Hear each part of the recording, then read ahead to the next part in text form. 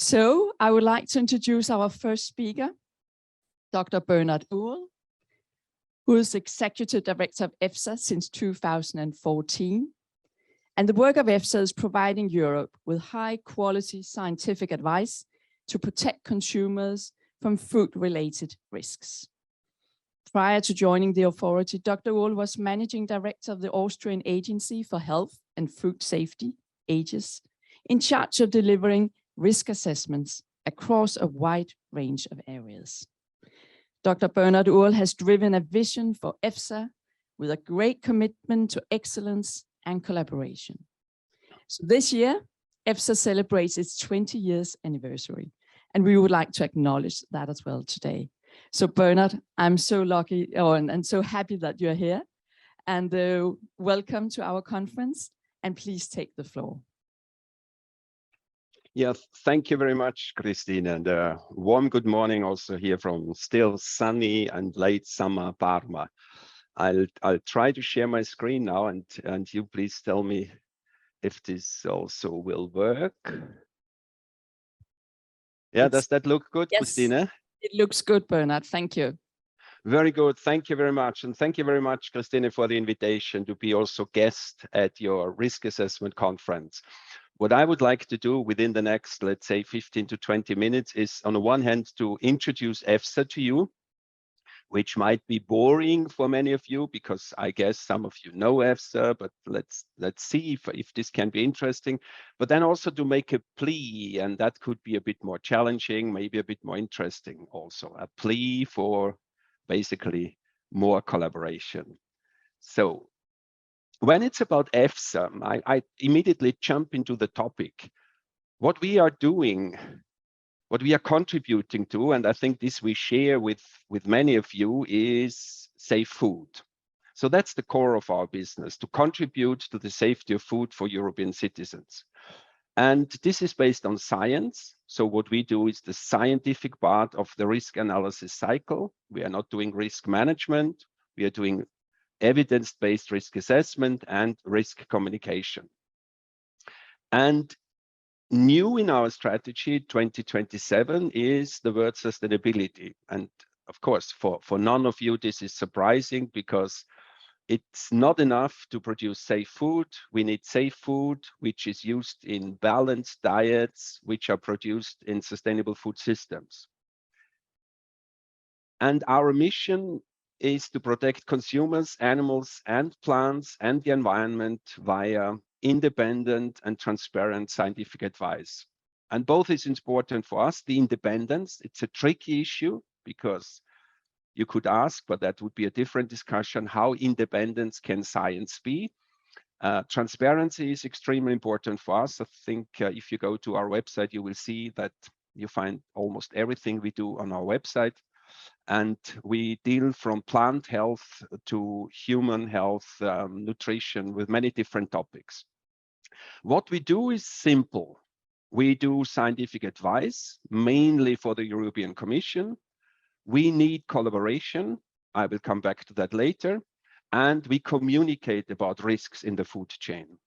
And for this, we have chosen 5 values. Values is something that guides us to help us to take the right direction when we come to crossroads. It's about excellence, independence, openness, accountability, and cooperation. Now, EFSA is only one of many European agencies. You see here the picture of the decentralized European Union agencies. There are almost 40 of them in the meantime. And you see a few of them with a green circle around them. We call them our sister agencies, which is the European Medicines Agency in Amsterdam, the European Environment Agency in Copenhagen, the European Center for Disease Prevention and Control in Stockholm, and the European Chemicals Agency in Helsinki. So we together build something like what we call the Environment and Health Agency. So we are not alone in this business of protecting health of consumers and the environment.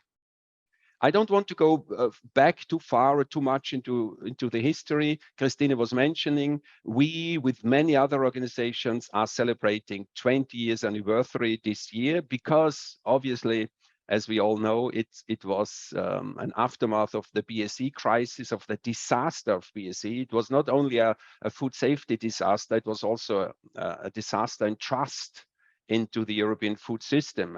And this brought forward the new EU food law, the regulation 178/2002, and it brought also forward EFSA. Within this regulation, EFSA was founded.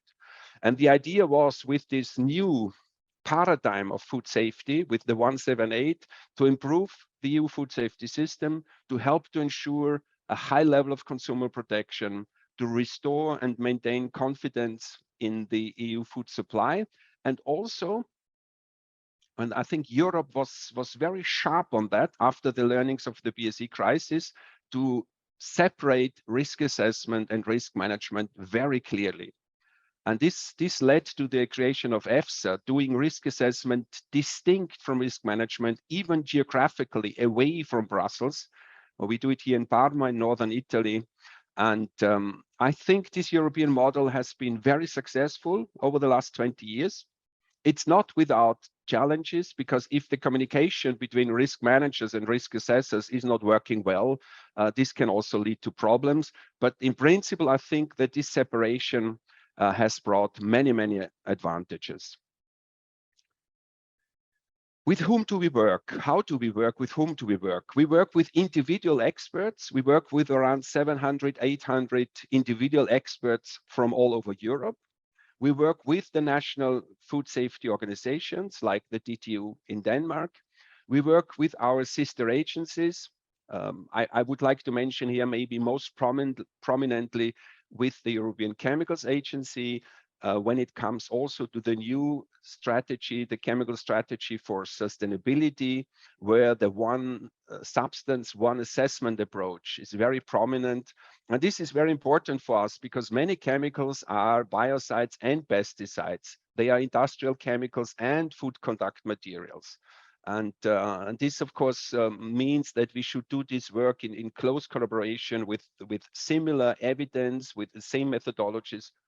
Well, we are not yet there, but we are on a journey.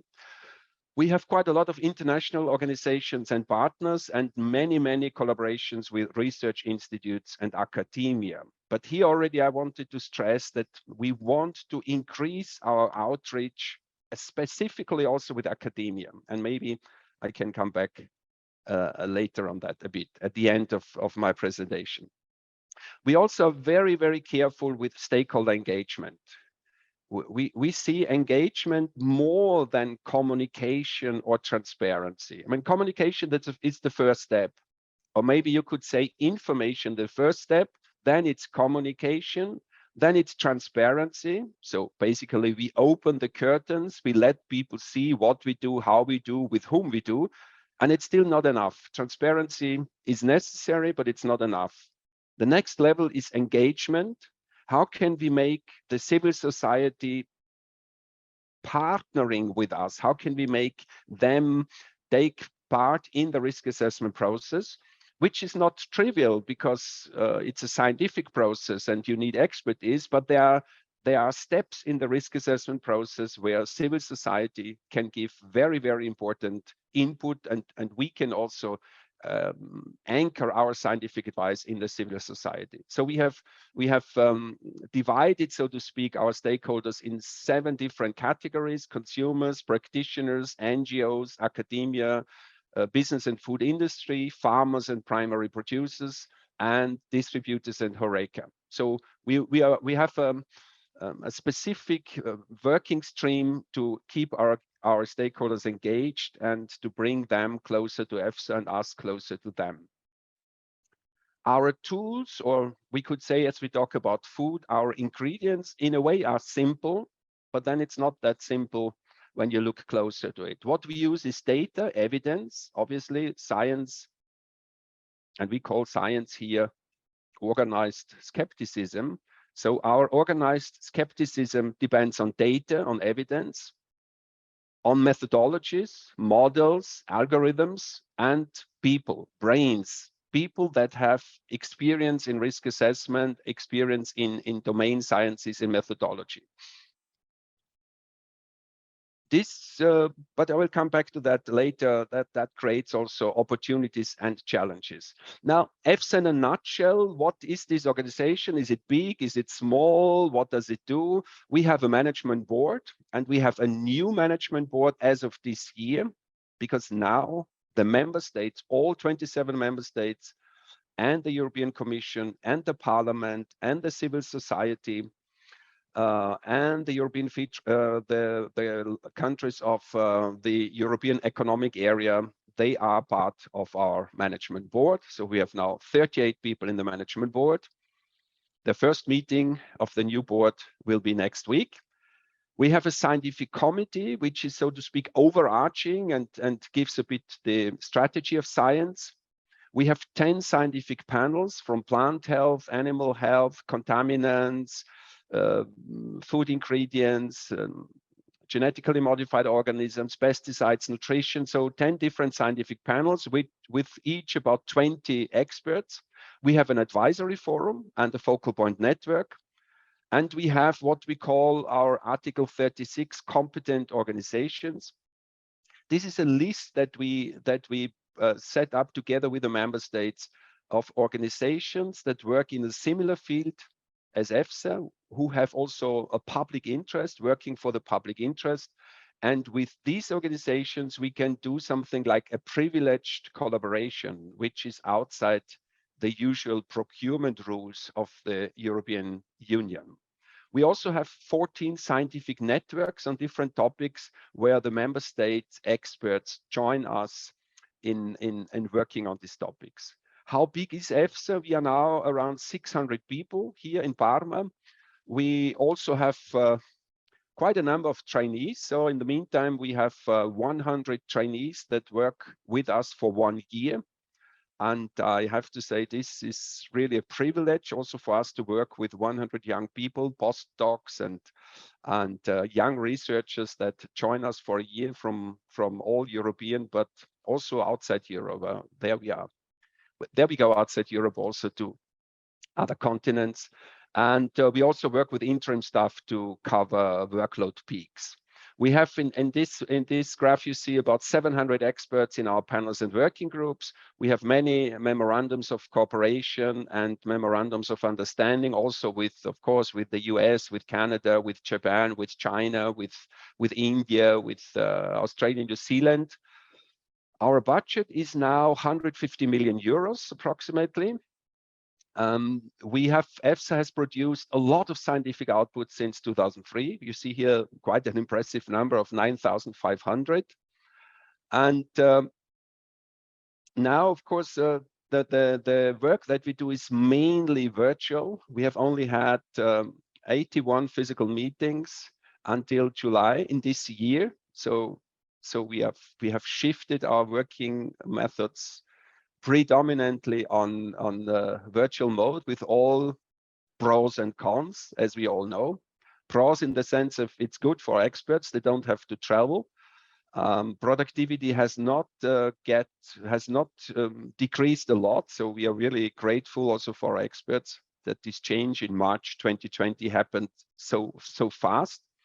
But of course, we miss the face-to-face, we miss the personal, we miss the offsite talks, the coffee talks, which are very important for building trust and for solving problems outside of meetings.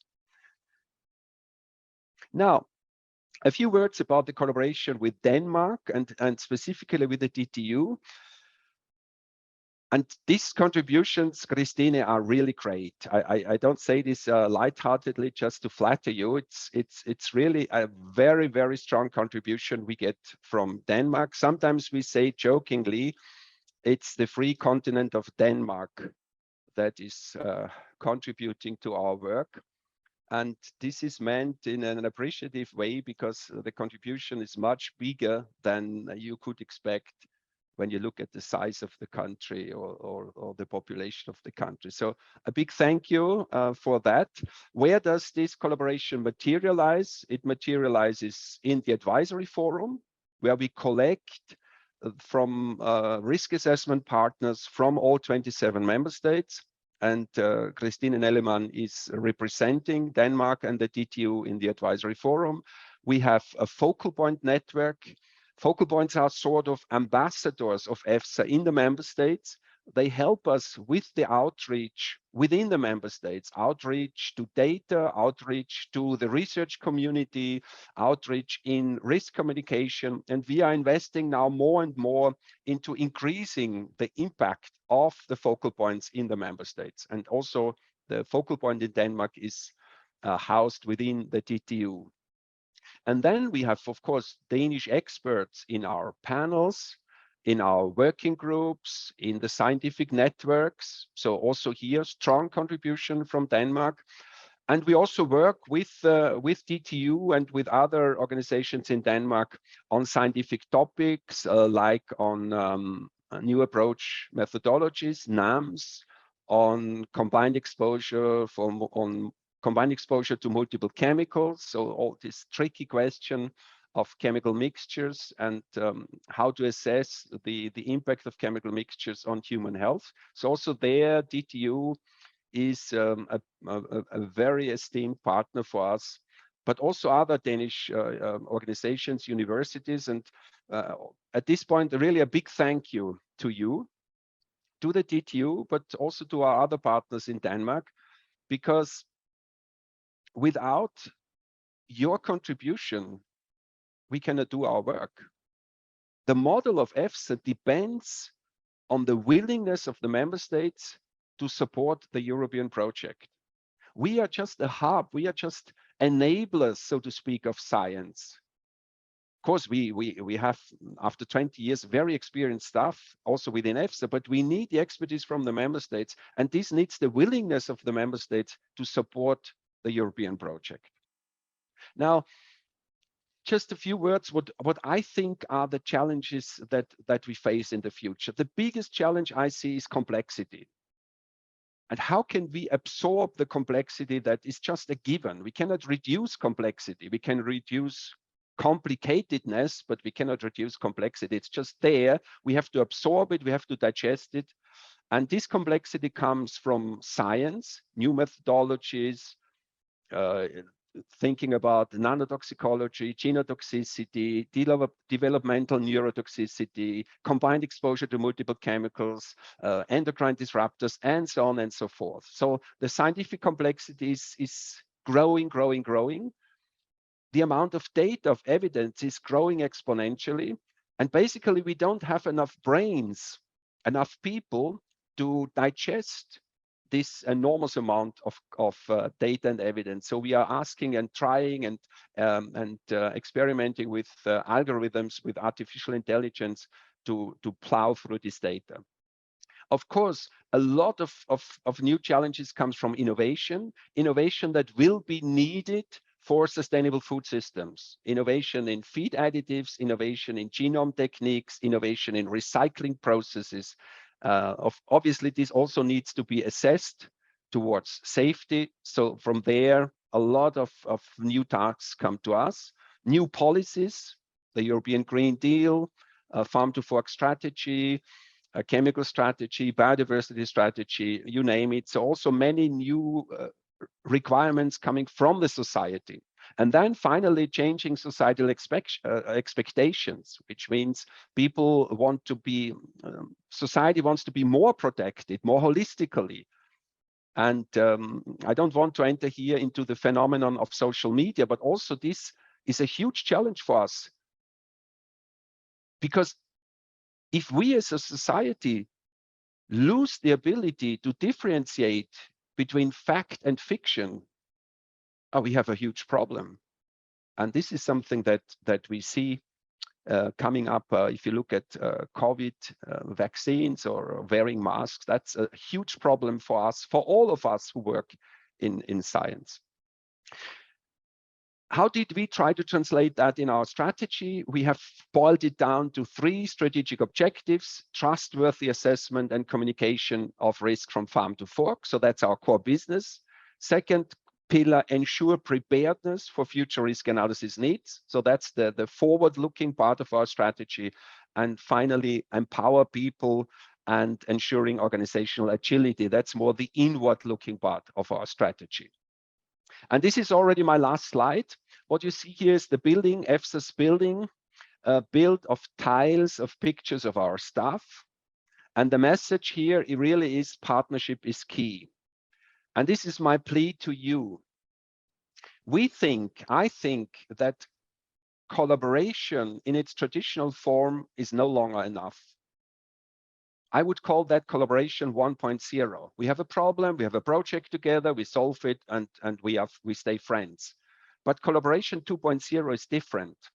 Collaboration 2.0 or partnerships means long-term, trustful working together on the basis of shared values and shared objectives, which means we invest together, we take risks together, and obviously we take the benefits together. And this might sound like trivial. It sounds like a no-brainer and say, yes, of course, but it's not done. It's not done in Europe. And this means that, for example, we just had a brief look on some of the chemicals that bisphenol A or dioxins have been assessed in the European member states at least 10 times in the last 10 years in different member states. Now, we could do this together, no? I'm not talking about exposure, but when it comes to hazard characterization, there's only one hazard. It's not different in Denmark than in Italy, the hazard itself.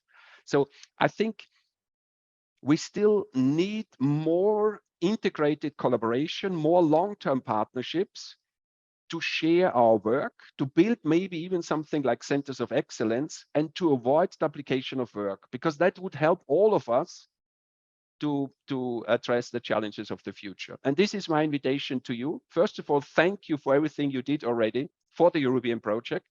And my invitation is maybe we can do even together more in the future. We as EFSA, we are ready for that. We are open and we would embrace the collaboration that you want to do with us. Thank you very much and all the best for your meeting.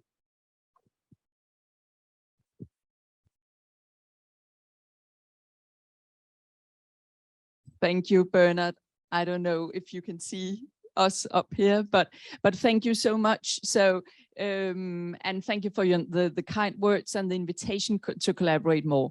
We are ready here from DTU, and I think the whole Denmark is ready to collaborate. So thank you so much, and have a very nice day, and see you next month in Prague, I think, Bernhard. So yes. Thank you very much, Christine. See you soon, and good luck to all of you. Ciao, bye-bye. Ciao.